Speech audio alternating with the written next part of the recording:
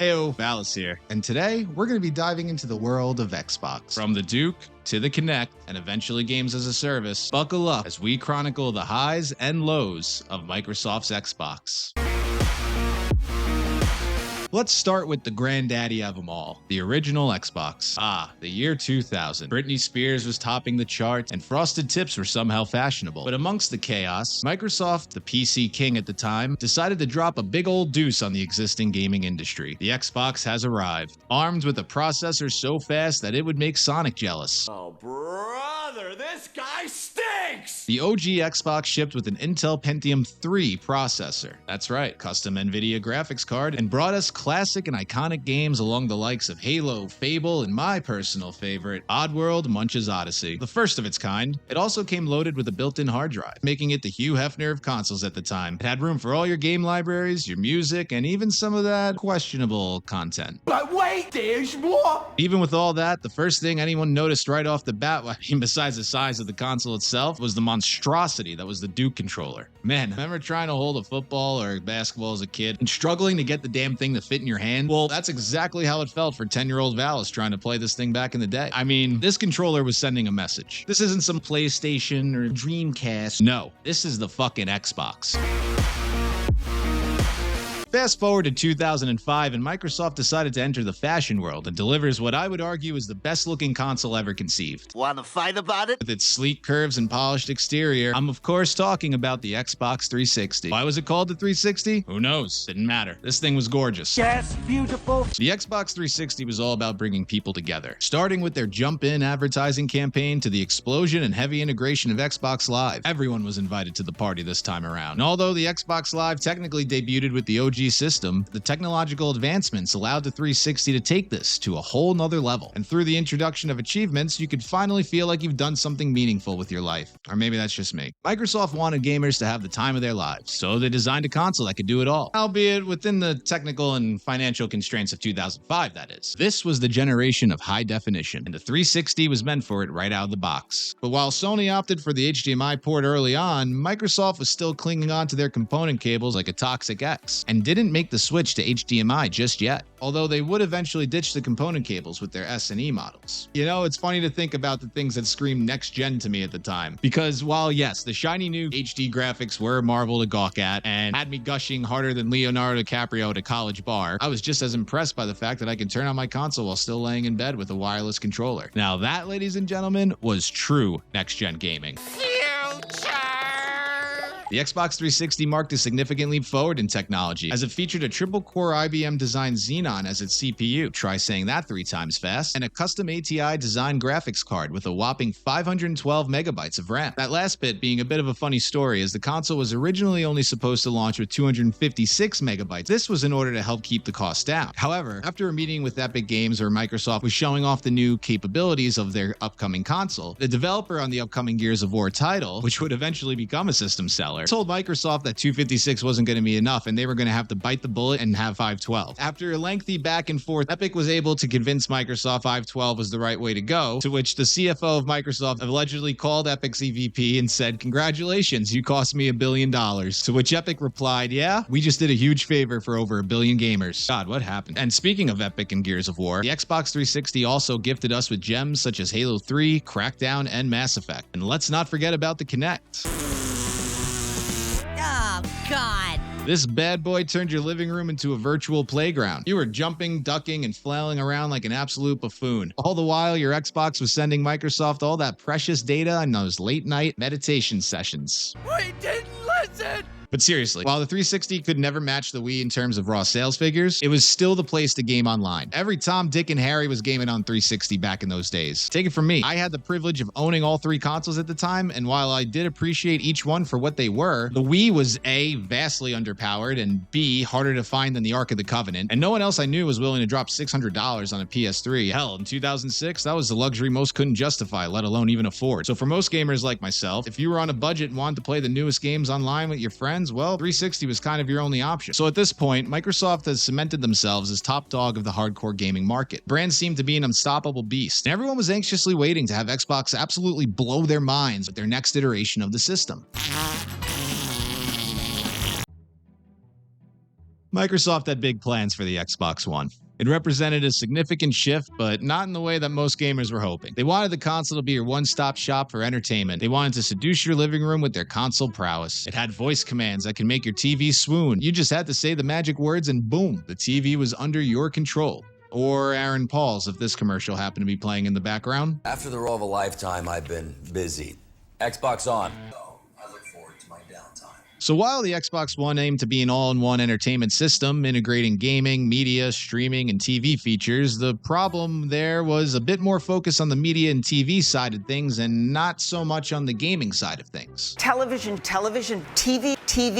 Xbox is about to become the next water cooler. Now, this isn't an issue in and of itself, but by implementing these features, Microsoft announced the console would require a constant internet connection, even if you weren't using any of the online features. Understandably, fans were upset. This was just too much to ask of the average household across the world in the early 2010s. And again, this shouldn't have been a problem, as I'm sure that Microsoft, a billion-dollar multinational corporation, could have invested the resources to create some type of workaround, but instead they dug in their heels and their response was essentially, "Oh, what happened? Really? Go fuck yourself." All of this coming off the heels of Sony's PlayStation 4 reveal and their commitment to a gamer-first mentality. This is how you share your games on PS4. Thanks.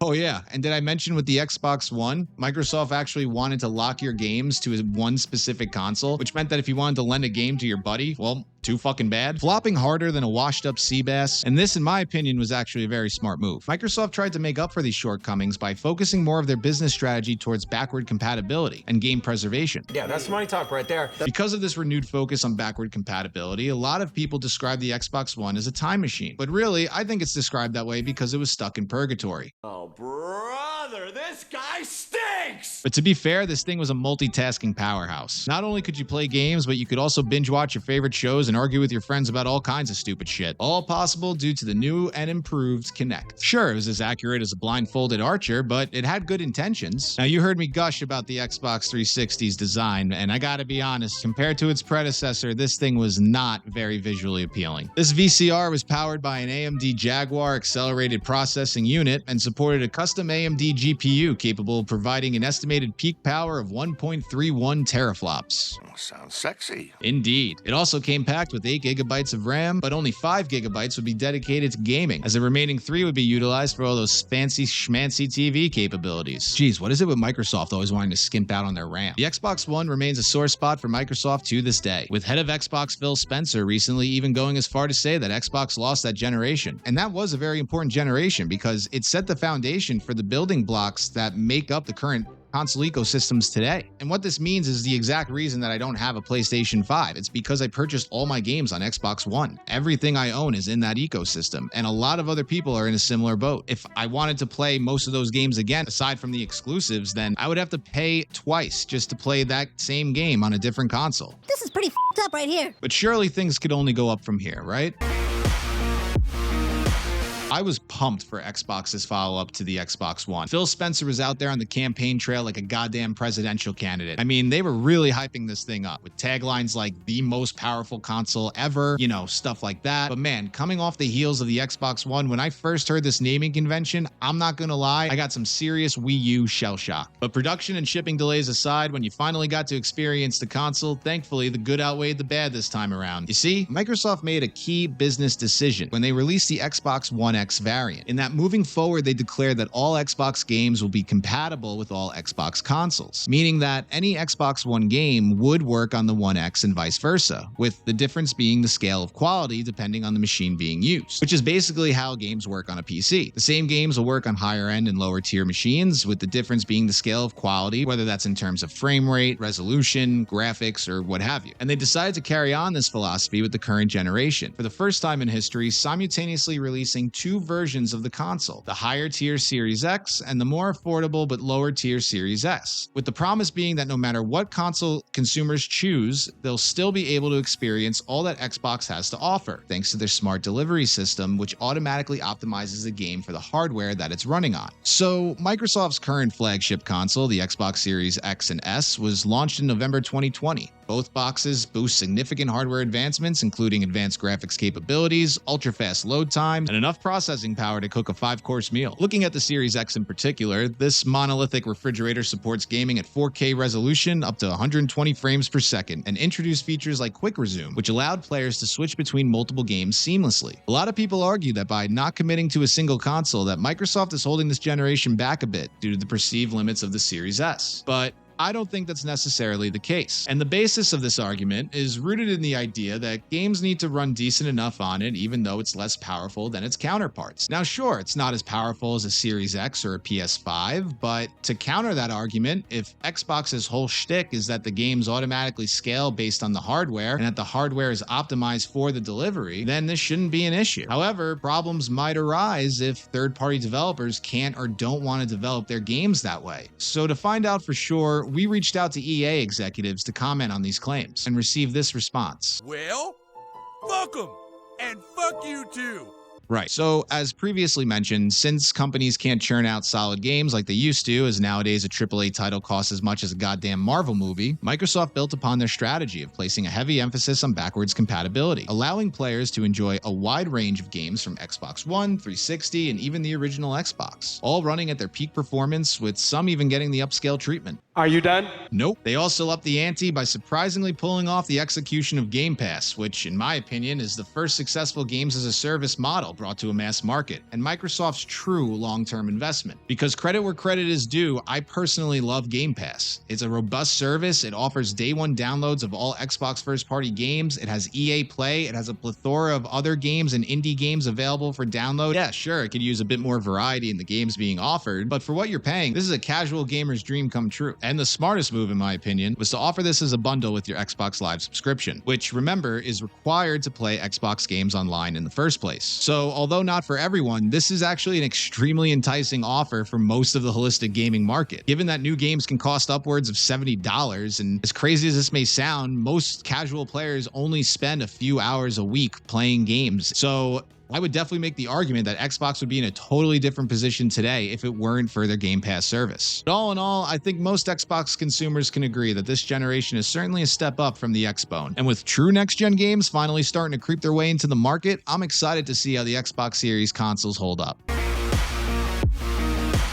You know what I noticed, and I find it a little bit sad, is that when talking about the older consoles, the discussion was focused more so on the actual hardware and games. And then when talking about the current generation, it really just feels like everything's more focused around the actual corporation and business decisions and all the different ways that these companies can just stuff content down your throat in exchange for more of your hard-earned cash. I don't know. Maybe that's just reflective of the current environment. But there you have it, folks. From a weightlifting machine to a literal appliance, the evolution of Microsoft's Xbox consoles has been marked by technological advancements, expanded media capabilities, and a focus on delivering immersive gaming experiences for players worldwide. Please leave a like if you've enjoyed the video, and I'll see you in the next one.